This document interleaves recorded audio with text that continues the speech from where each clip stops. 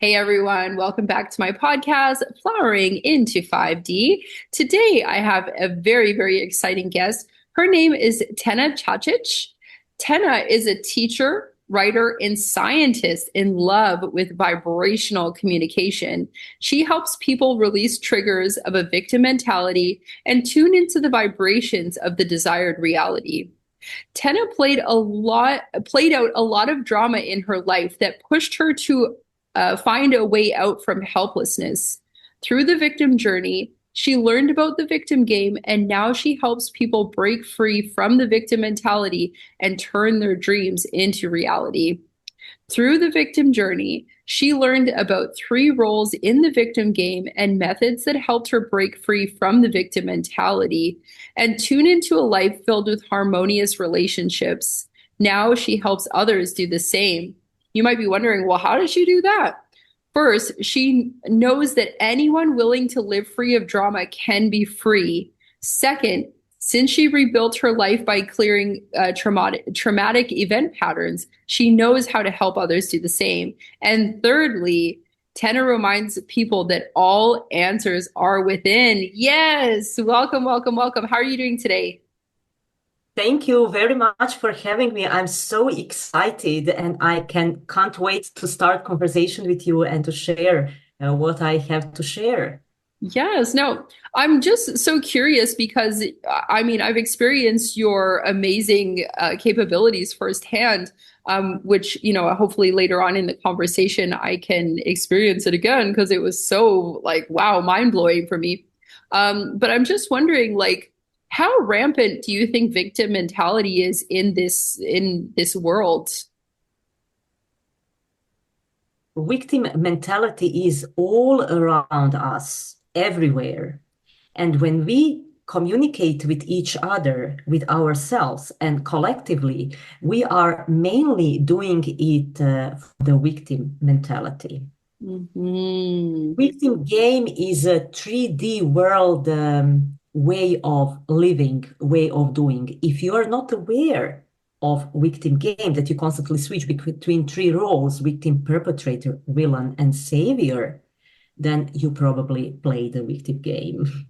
Ooh, yes. And I mean, I know when you point out other people like, oh, there's a victim over there. I mean, three fingers are pointing back at us, right? But I definitely have seen people that I know personally and don't know personally just are like wearing the victim label like it's a badge of honor. Like, what do you think about that? Of course. Uh, I will share you my personal experience, why I carried the badge. I am a victim. I am a martyr, Mm, martyr mother. hmm. When I gave, and by the way, just my personal short story, motherhood story, I have experience of my first baby boy, 3 days old son, suddenly dies. It was characterized as a sudden infant death syndrome. And I have one healthy boy and a little girl. She's 11 years old and she's disabled. She can't walk, talk, so she's completely dependent upon us. And in one point in my life, people were starting to tell me, "Oh, you're so brave. Everything you experience, I'm admiring you. Only a brave and strong people can do that."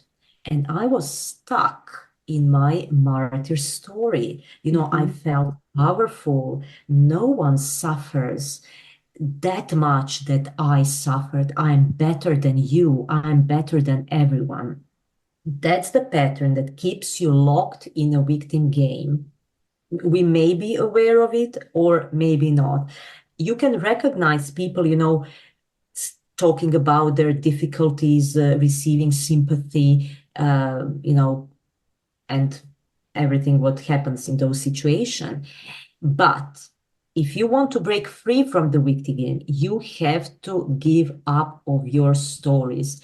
And I felt so deep, you know. Hmm. So it was tipping point. I had to decide whether I will continue to be a martyr mother who everyone admires because of the martyrdom, or I'll give up of my stories and create something new, clear my Mm. victim game. And by the way, back then, when I was in the middle of it, my own drama, I wasn't aware of a victim game. I found out about it, read about it in Diane Zimberdov's book later, back in 2019. And it was all happening in 2013, 14, 15.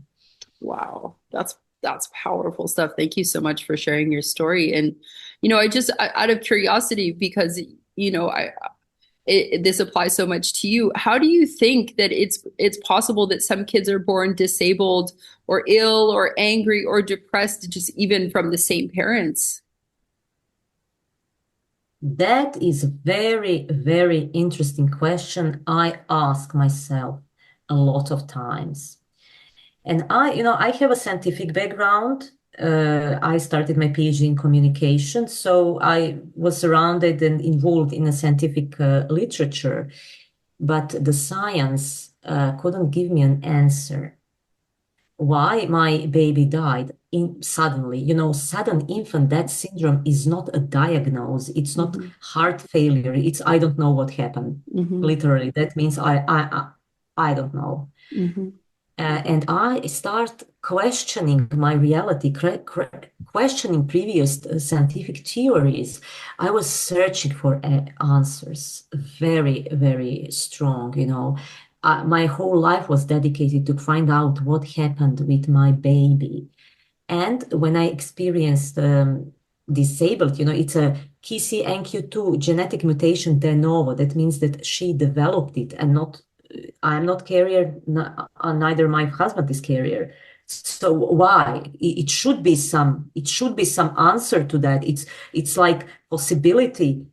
It's maybe easier to win the lottery than to experience those two, Hmm. unexplainable events in your lifetime, in your Hmm. 35 years. And I found scientists and streams in physics, in math, in geometry, in science of consciousness, and my search for answers began, and it led me to this place where I am now, when I can say that it's a soul contract.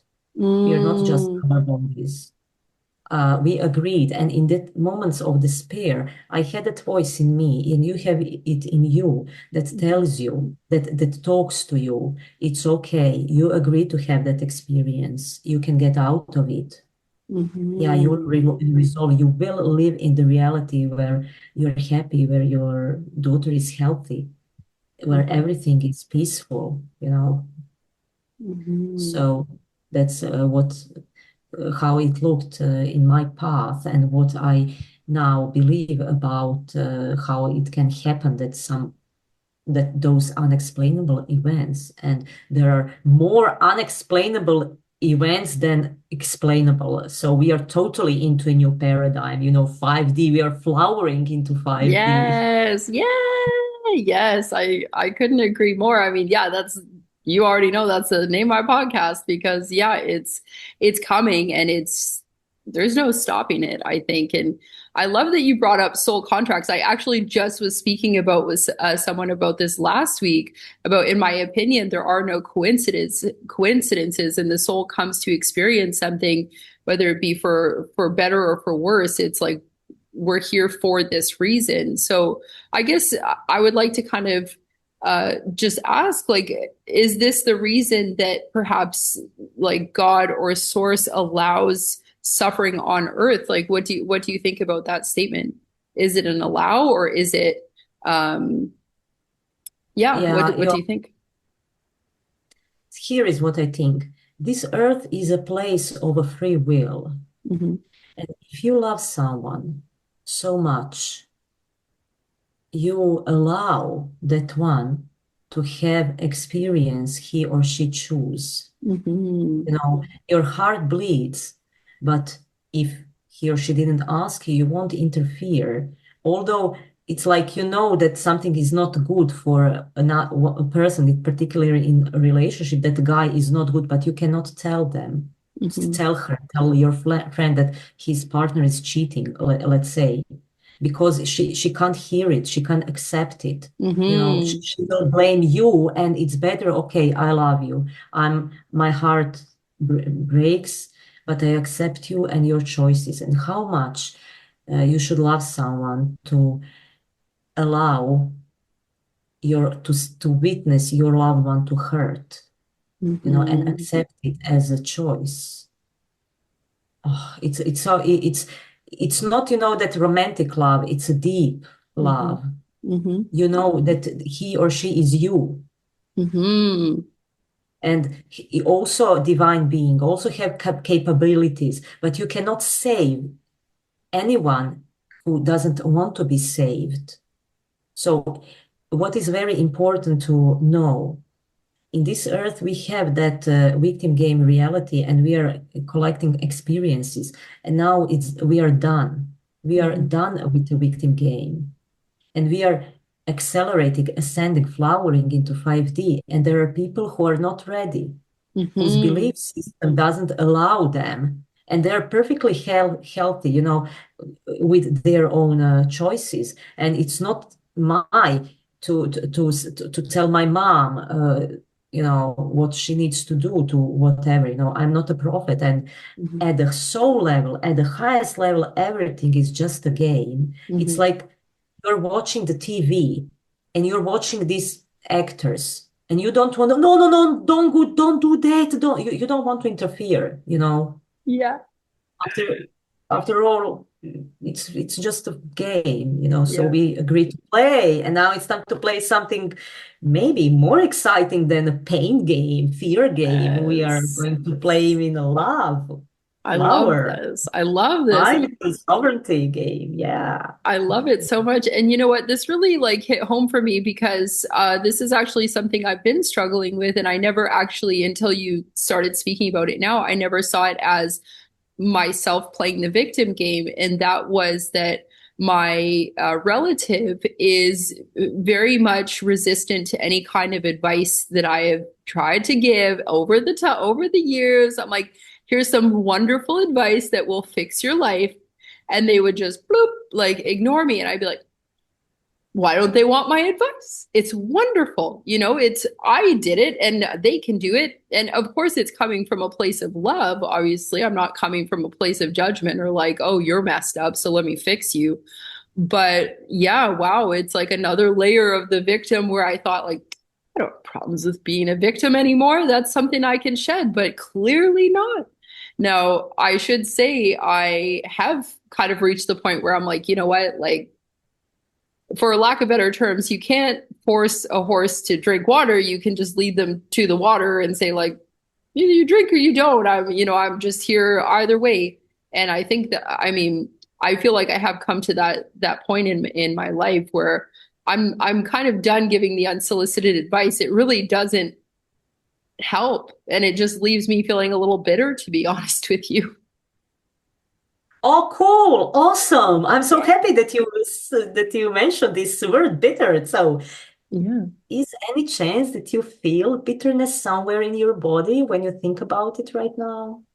Hmm. Hmm. I would say probably there's a couple of places I'm trying to figure out where it's most powerful. I would say right here, like kind of not in my heart, but like kind of in my sternum. No, sternum Okay. is And what right is the here. level of intensity right now? Hmm. I want to say like a 4. It's not like a heavy one, but it's there. Okay. Okay. Okay. Just focus on your heart and repeat in the third person Hmm. after me. I'm so sorry it hurts. I'm so sorry it hurts. Okay. When that intention appeared, when you thought about what? Bitterness or something else? Say it again, sorry. Okay, tune Hmm. into that and finish my sentence. Okay. Just the first thing that pops in your head. This is the energy of, Hmm. Frustration okay, tune into that. Allow yourself to feel it fully and completely and repeat after me. This frustration. is tiring. this energy of frustration, you can just for fun repeat it just to see what will happen. This pure energy of frustration This pure energy of frustration is not personal. is not personal. This pure energy of frustration is not personal. This pure energy of frustration is not personal. And I'm willing to experience it. And I'm willing to experience it. And by the way, when something is releasing, I'm yawning. So, yeah. So, how it feels right now in that place? It feels like light, like it's like a zero. Okay, cool. And let's do some fun stuff. Here is some very fast process you can do when you are maybe stuck, find yourself stuck in a problem, in frustration, in whatever you do not prefer. When you are in the middle of the problem is so huge, is so big, so you can't see the way out. When you are in that place, just ask yourself, what is everything that is not a problem? And turn around. Okay, it's not camera, it's not mouse, it's not glasses, it's not excitement, it's not, okay, possibilities. You just focus what it is not. Can you sense something shifting? And here is one more important thing I want to share. State we are Mm, in. Excitement, depression, whatever state, good state and bad state, we prefer and we do not prefer, can scientifically, can organically last only 90 seconds, a minute and a half. The question is why we are in a state longer than we should be, mm, particularly if we do not prefer, because we are empowering those states. So just imagine that state you do not prefer as a fire, and mhm, your thoughts, actions, values, and beliefs are like a wood you're putting into your fire. It's your story you're putting into your fire. mhm, So, what story do you want to be, enlightened?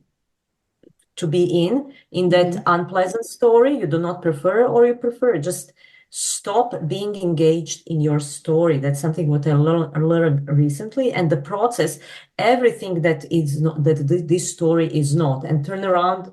Okay, lamp, wall, and your mind will switch into some positive, and then you can say, oh wow, what else is possible? And then Mhm, you can imagine that problem, that issue, like so small, everything that is bigger, just consider everything that is bigger than that issue, stars, moon, universe. So that issue becomes smaller and smaller and smaller. And now you find yourself in a state you prefer. You just remember state when you received something awesome, when you had an awesome day, and allow that state of, oh wow, there are so many possibilities waiting for you, for me, for everyone. You never know how far a change will go. yes, I love that. And you know what? It's so perfect because like I feel like my personal calling is to help people with borderline personality disorder to basically make it so that they're no longer associating themselves with the symptoms. And I don't want to say healing themselves because I'm not a medical professional, but putting themselves into remission, and just no longer identifying with the symptoms that the BPD outlines, which is 9 of them. And it's just so awesome to hear you say that because it's sometimes it feels like it's a little bit of a not a losing battle, but it's just there's a lot of victim in BPD. I have big emotions. Life is so hard for me. Everyone's trying to leave me behind, and and it's just so wonderful to hear you say like you can choose, you can stop feeding that story. And I'm just so excited that the way that you presented that was so wonderful. So thank you so much for sharing that. And how do you feel in relation when you, let's say, witness all those people struggling and living in pain? How do you feel it in your body? How do you feel it personally? Does that affect you? You're totally cool, neutral. I think I'd like to think at this point I'm fairly neutral. I'm not like, I mean, if you were to talk to me a few years ago, I'd be like, oh, so annoying, like look at these victims around here. But now I recognize it as these are like my people to help. So it's not really annoying that they're struggling. I'm just, here to hold space for them and just share my light with them. And even if they're like, yeah, whatever, I don't take it personally. And I also see myself as just planting seeds. And maybe, one day it will be helpful for them and maybe not, but I'm just going to keep doing what I'm doing because I really like it. Yes, that's awesome. And Yeah. I felt if you feel, or someone else, who works with people, that's how I felt before. What is different between helping and saving? When you Mm, feel resentment toward someone who you are helping, or client, or your mom, and if you feel resentment, that's because it's a savior role. You're doing it from the savior role. But if you're mm, doing it from sovereignty, then okay, you are perceiving that person as well as it's perfectly capable to do, and you are not obligated to help. And here is the dynamic in the victim game. Savior saves victim mhm, because savior perceives victims as poor me, poor you, helpless. mhm, And in mhm, order to feel powerful, savior saves. I'm superhero, yeah. mhm, And in the victim game, roles are switching. mhm, In one point, victim starts to resent savior. Okay, and savior starts to resent victim. Let's say that you're helping your friend and you never received, oh, thank you very much, or whatever, or it's over your boards, crossed your boards, and mhm, you feel like you're used. If you feel some emotional intensity where you're helping someone, or any time in your physical life, in your daily life, that shows you that something needs to be addressed and needs to be healed. In other hand, when you help people from your sovereignty, you perceive them as powerful as you are, just they forget. And it's up to mhm, them if they are equally powerful to solve their own problems, and you're just here to give them a hand. It's not about you. You're not saving them. You're not a superhero. You're not a god. You just mhm, allow the source to work through you, and then you can relax. mhm. Yes. I love that. And that's part of the reason why I really love theta healing because it's when you're working as a theta healer, you're not the healer.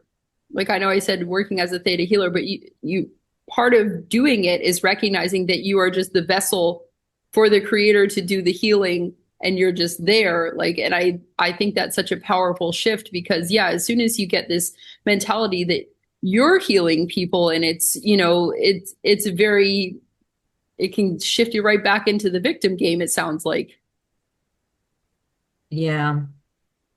Well, the whole humanity plays the victim game. Hmm. And if you want just to quickly share with you how it became visible during Corona time, maybe 1 minute, just to Yeah, see that absolutely. not about you, it's you are a divine being. It's just a game we agree to play.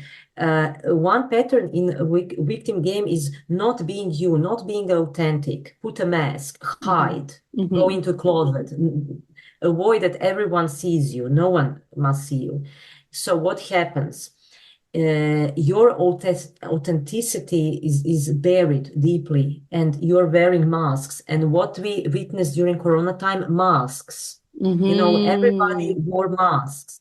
And we also the victim game. First, the victim was people, World Health Organization and government saviors, and the villain was virus, and the Hmm. role switched. So in one moment, villain turned into savior, and the government turned into villain and people victim. So we were praying God, oh my God, please, I would like to catch the virus, so I will get that stamp, for. Mm-hmm. So and the people start resenting government, and that's because it's a victim game, it's the rules. And if you want to break free, become aware of it and just clear triggers during your day and don't be engaged in your own drama, neither in your personal drama and also not into collective drama. Particularly collective drama is visible now. Lots of wars, that villain role, that all buried hatred, anger is now surfacing, and we are having what we have. It's true. And I mean, I think also like it's so important how you spend your time, like what you're looking at. Like if you're always looking at this war and anger and stuff, then you're just gonna fuel your own fire for that. And since when is that helpful? Those woods putting in the fire, in the fear, scare, be scared. It's so Yeah. true. I personally don't watch any news or anything like that. And I feel so much better for it. I mean, sometimes people will try and tell me, like, do you not know what's going on? I'm like, no, and it's actually great. Like that's Yeah. awesome. Everyone's wonderful and I love you all. Thank you. Like it's so much Yeah. easier that way. Yeah. Indeed, and when you witness people suffering, I just go into my heart and say to myself, I'm so sorry Hmm. you're suffering, Hmm. and give myself compassion for all the suffering in the world. Your Hmm. compassionate heart is the most powerful healing force in the whole universe. Hmm. Your authenticity, the most powerful, source, energy source is your authenticity. Yeah. Yeah. I love that. And I find also it's hard for a lot of people to be their authentic selves because in my opinion anyways, people are too busy distracting themselves with media or sports or whatever it is or movies or something and like they don't even really know who they are. This is a classic thing for borderline personality disorder is it's like the struggle is like they don't know who they are and it's like, well, first of all, you need to take that stuff away to just hear your own voice, period. It's one of those things. Yeah, and do you know why they don't know who they are? Um, I think it's because they thought it would be a lot easier to just be who they want, like who others want them to be, because of trauma that they experienced in the past. Yeah. And in a victim game, everyone switch roles. Mm, So everyone are meshing with each other. They don't know who they are. They really literally don't know who they are. Sometimes they are saviors, sometimes they are victims, they are villain, and they're totally confused yes. because they don't know boundaries. And Hmm. because in victim game, everyone energetically interferes in each other field. I see it, I perceive it, I imagine for myself like a song. We are songs and we have tones. And when, let's say, I'm arguing with you, I'm pushing my tones into your field and you're pushing your in mine. And now imagine lifetimes of arguing, lifetimes of saving, of victimization.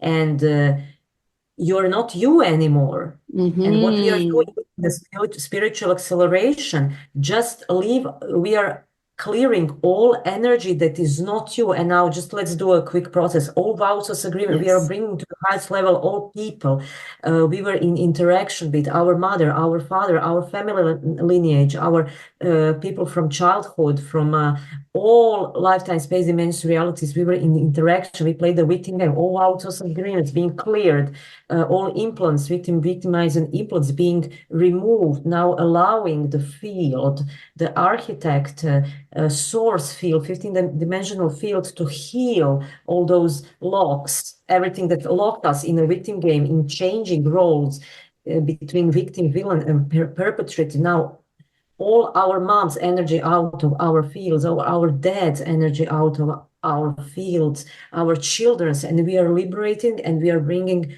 our energy soul pieces back to us. And now we are integrating. It's time to be authentic. I recognize my authenticity in every cell in my body. Mhm. Mm-mm-mm. Okay. So what's happening? Can you sense something in your body, maybe? I am feeling like an expansion, an absolute Mhm. expansion, because that was some powerful stuff. And imagine how good life can be without a victim game. So Yes. many people don't want to release the victim game because they will be bored. Drama is Hmm. something exciting. That's because when we were growing up, when everything was calm and mellow, we felt bored. We were just waiting something to happen, drunk Hmm. father to make a scene or to find depressive mother in Owen. Hmm.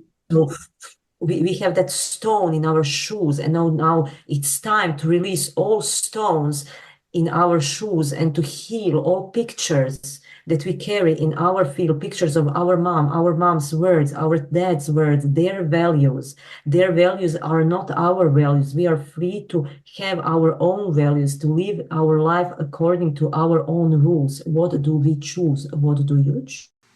Hey everyone. Oh my goodness, that was so powerful. I absolutely loved having Tena on. Unfortunately, we got cut off as what happens with the 40-minute free Zoom plan. But I will just quickly tell you how you can reach Tena if you want to work with her. I mean, I'm still like, wow, I'm still like in shock of how awesome that was. So, first of all, her website, I'll spell it out. It's tenacacic.com, and that is TENACACIC.com. And you can also find her on Instagram, Tena underscore Cacic. So I'll spell that TENA underscore CACIC. Yes, my light died again. What can we do? Thank you so much for listening, everyone, and watching. And I will see you next week. Bye.